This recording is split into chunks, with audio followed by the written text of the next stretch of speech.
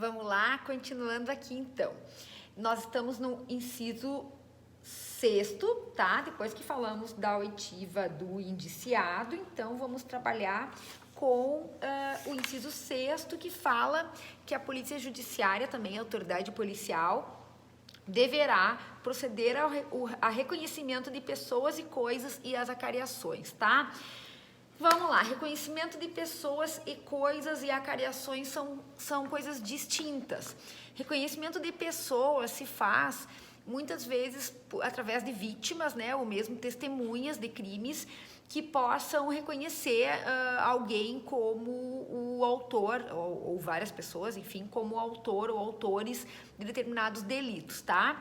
O reconhecimento de pessoas, ele não é feito de qualquer maneira. Eu não posso pegar a vítima, colocar ela frente a frente com alguém e dizer, me diz aí se é o autor do crime ou não, né? É óbvio que eu vou estar colocando a vítima, no mínimo, numa situação constrangedora. Então, como é que é feito? Tem todo um regramento para reconhecimento de pessoas que está estabelecido no CPP e a gente vai trabalhar com esse reconhecimento de pessoas quando a gente for estudar provas, né? Por enquanto, deixa eu passar para vocês pelo menos o artigo. Vou botar aqui, peraí só um minutinho que eu tô com um código na minha frente me atrapalhando. Reconhecimento de pessoas, tá? Está lá no capítulo 7º, reconhecimento de pessoas e coisas do Código de Processo Penal, a partir do artigo 226. Então, não é de qualquer jeito que se faz o reconhecimento de pessoas e coisas, é na forma estabelecida pelo CPP. Por isso que eu falei para vocês lá no início que o IP, não existe IP nulo, mas existem diligências que podem ser reconhecidas como nulas por ausência da realização da maneira legalmente imposta. Então, o 226 do Código de Processo Penal nos diz: quando houver necessidade de fazer-se o reconhecimento de pessoa, proceder-se-á pela seguinte forma, 2 pontos. E aí vem, tá? A pessoa que tiver de fazer o reconhecimento será convidada a descrever a pessoa que deva ser reconhecida. Então, você não chama quem vai fazer o reconhecimento e mostra de cara uma foto para ela ou uma pessoa ao vivo para ela, né? Primeiro, você pede que essa pessoa descreva quem ela vai reconhecer, né? Então, não adianta a pessoa vir ali e reconhecer. Era alto, loiro, de cabelos cacheados. Depois coloca na frente dela um monte de gente, ela aponta pro moreno, cabelo liso e baixinho, né?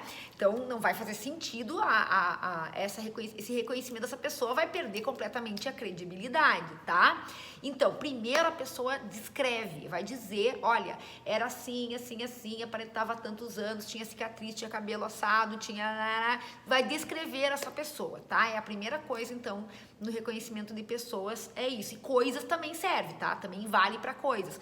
Ah, como é, a vítima vai lá reconhecer o seu aparelho de televisão, o seu computador que foi subtraído. Ah, como é que era a sua TV? Ah, era tantas polegadas, da cor tal e tal. Daí chega lá para ver a coisa é completamente diferente, né? Então, primeiro se descreve tanto pessoas quanto coisas, tá? Na descrição pormenorizada de todos os detalhes que a pessoa possa ter para fornecer, tá? Às vezes, por exemplo, um veículo, né? Que foi clonado, a vítima, isso aconteceu agora, faz poucos dias, a vítima descreveu, ela falou, meu veículo foi roubado, desculpem, e depois foi clonado, né, um veículo que foi roubado e depois foi clonado. O meu veículo, inclusive, ele tem na parte lateral do não sei o que, tem uma manchinha assim, assim, eu dei uma esfregadinha, tem até uma ocorrência no dia tal que eu tive um acidente pequeno e teve a batidinha na lateral esquerda dianteira, blá, blá, blá. Aí vai lá, fecha. Aí no banco do carona, na lateral, tem uma mancha, assim, assim. Quer dizer, esses detalhes que vão facilitar na identificação tanto de pessoas, né, quanto de coisas. No caso do meu exemplo, de coisas, né? Tá? Inciso 2.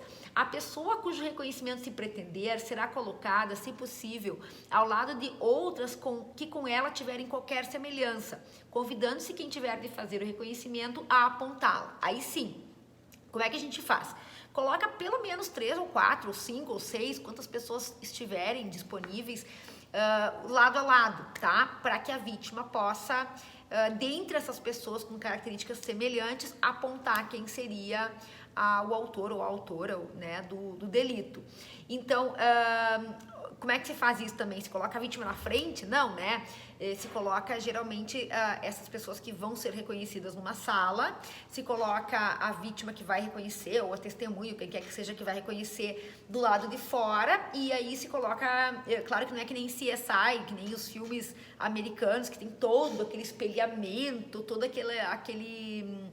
aquela sofisticação tecnológica, né? É simplesmente um vidrinho anti-reflexo, assim, um vidrinho, aliás, reflexivo, que se enxerga dentro, mas de dentro não se enxerga fora, né? Que é colocado na porta dessa sala e a pessoa fica ali, é um retângulozinho, assim, um pouquinho maior que uma mão, assim, e a pessoa enxerga por ali e faz reconhecimento por ali, tá?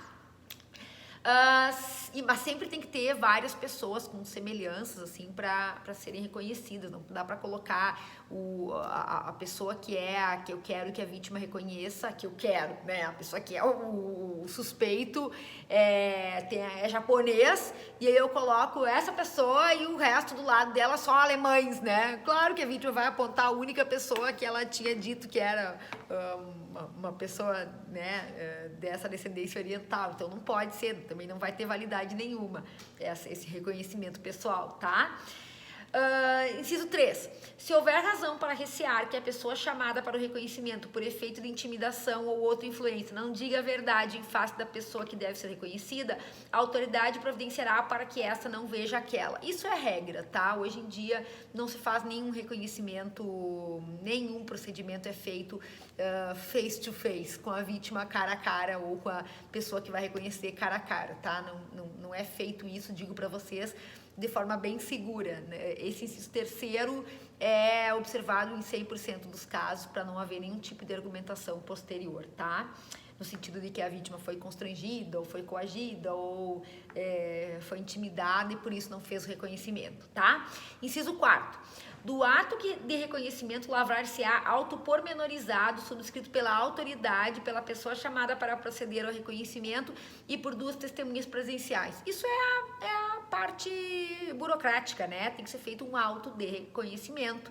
Quando a gente tiver também face to face, né? A gente vai poder vou poder mostrar para vocês os inquéritos e a gente vai olhar lá como é que é esse auto de reconhecimento, então, feito na esfera do inquérito policial e que também vai ser observado isso no processo criminal, tá? Então, para objetos se providencia conforme o 226 no que for aplicável, estamos trabalhando com o artigo 226 do CPP, tá? E o 228 fala se várias forem as pessoas chamadas a efetuar o reconhecimento de pessoa e de objeto, cada uma fará a prova em separado, evitando-se qualquer comunicação entre elas. Por questões óbvias, né? Não vou deixar a testemunha A fazendo toda a descrição e reconhecimento, e a testemunha B viu tudo, vai prejudicar, né, sobremaneira esse reconhecimento da testemunha B, que já no mínimo foi influenciada pela testemunha A. Então se coloca as pessoas separadas, se faz a prova de forma separada, tá? Quando for familiares também, né, a mãe, a filha, o pai, cada um, né, sozinho, sem poder ser influenciado nem na presença de outros, para que não haja essa contaminação da prova a ser produzida, tá? Se for um menor, daí a mãe também tem que fazer o reconhecimento, se separa, né? O pai, a mãe e a filha tem que fazer o reconhecimento de alguém. Tá, mas como é que a filha vai estar sozinha? Aí se chama alguém do conselho tutelar, alguém que possa acompanhar essa realização dessa prova para que não haja contaminação, tá? É isso então. Isso no que diz respeito a reconhecimento de pessoas ou coisas. A cariação é outra coisa, tá no mesmo inciso 6º ali do parágrafo, aliás, inciso 6º do artigo 6º do CPP, mas a cariação é outra coisa. O que é uma cariação? O que vocês imaginam que seja uma cariação? Está disposta a cariação lá no artigo 229 e 230 do CPP. E a cariação significa o quê? Vocês nunca viram entre irmãos, né? Ou para quem tem filho aí, eu sei que muitos de vocês têm filhos, né? O filho A e o filho B coloca frente a frente para ver quem é que tá mentindo, né? Cada um tem uma versão. O A diz, mãe, porque foi o fulano que fez, não sei o quê. Vem o fulano e diz, porque foi o fulaninho que aprontou, né? Aí se coloca os dois frente a frente para ouvir dizer, afinal, quem é que tá mentindo? Acariação. Acariar significa conferir as versões, tá? A acariação pode ser feita, tá ali no artigo 229 do CPP, a acariação será admitida entre acusados, entre acusado e testemunha, entre testemunhas, entre acusado ou testemunha e a pessoa ofendida, a própria vítima, e entre as próprias vítimas, entre pessoas ofendidas, sempre que divergirem em suas declarações sobre fatos ou circunstâncias relevantes, tá? Parágrafo único. Os acariados serão reperguntados para que expliquem os pontos de divergências, reduzindo-se a termo o ato de acariação, tá? E aí vem o 230 que diz assim, se ausente alguma testemunha cujas declarações diverjam das de outra que esteja presente, a esta se darão a conhecer os pontos de divergência, consignando-se no auto o que explicar ou observar.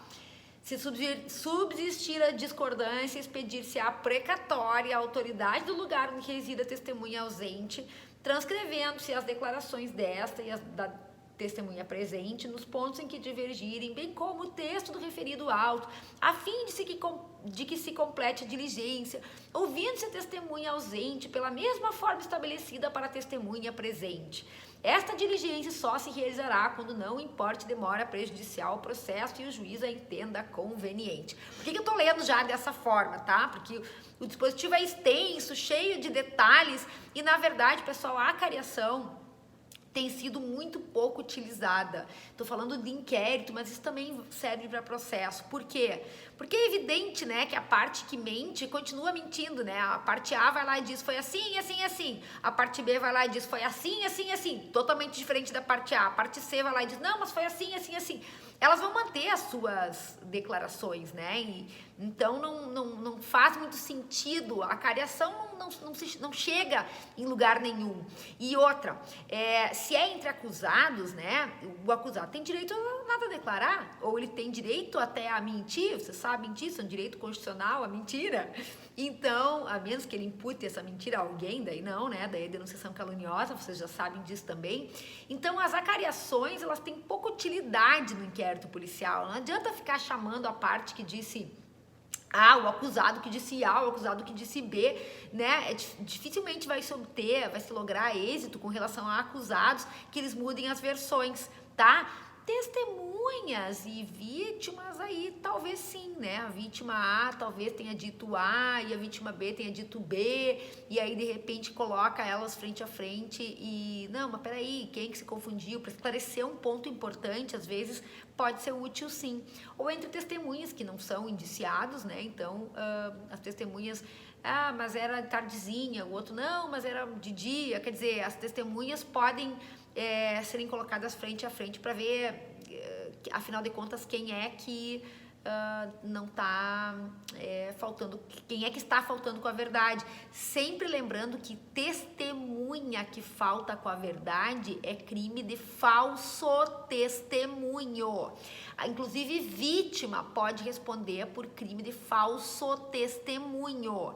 Por isso que a acariação não é uma diligência muito utilizada e muito útil, porque a parte não muda de versão, justamente porque sabe, né, quando ela é testemunha, ela é advertida, ela tem que ser advertida quando ela é ouvida, de que se ela omitir ou faltar com a verdade, ela poderá responder pelo crime de falso testemunho. Então as partes acabam mantendo as suas versões naquilo que é relevante. Se é uma coisa irrelevante, daí não, né, o boné era verde, não, o boné era amarelo, não lembro da cor do boné. Bom, se é uma coisa que não tem relevância nenhuma para a investigação, aí, né, não tem por que fazer a acariação. A acariação são dos pontos primordiais, dos pontos fundamentais, tá? E aí as partes mantêm a sua versão, sob pena de responder por falso testemunho. Então, não é uma diligência assim que seja muito proveitosa. Dependendo da situação, pode até ser, mas só para vocês saberem desses detalhes, tá? Em seguidinha continuamos.